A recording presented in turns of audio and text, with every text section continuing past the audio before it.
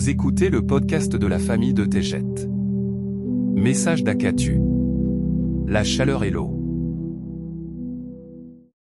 Amis bien-aimés de la terre, dans les domaines célestes, la lutte pour le confort, la paix et la lumière n'a pas lieu d'être. Dès votre incarnation et au début du développement d'un corps humain, l'âme que vous êtes sera complètement éveillée et consciente. C'est à la suite de la naissance que les images et les sons sont accablants.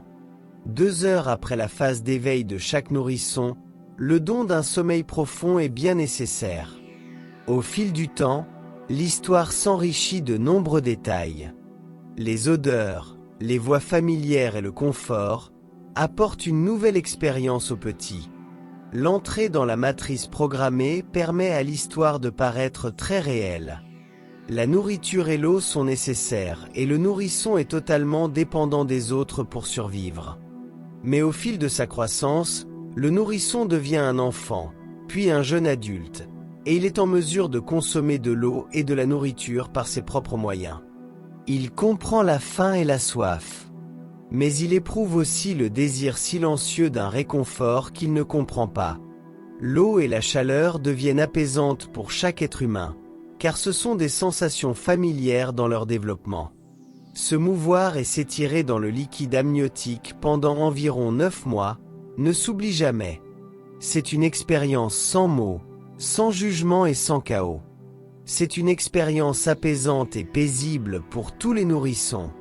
C'est aussi un lieu de télépathie et de communication avec l'esprit. Pour la durée restante du rêve éveillé, la chaleur et l'eau apaisante sont utilisées pour soulager les muscles endoloris, la douleur et même les troubles émotionnels.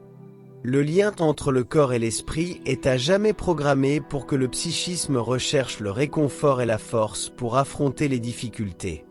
Cela est dû à la première expérience de chaque petit être humain pourvu d'une âme puissante.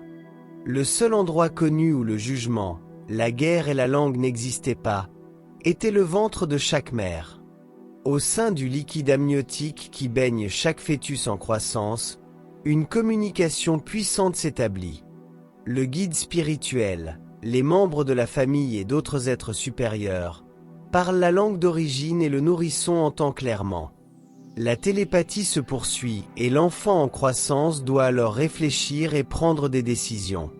La compréhension de la télépathie est perdue dans tout cela. Penser par soi-même ressemble beaucoup à la télépathie.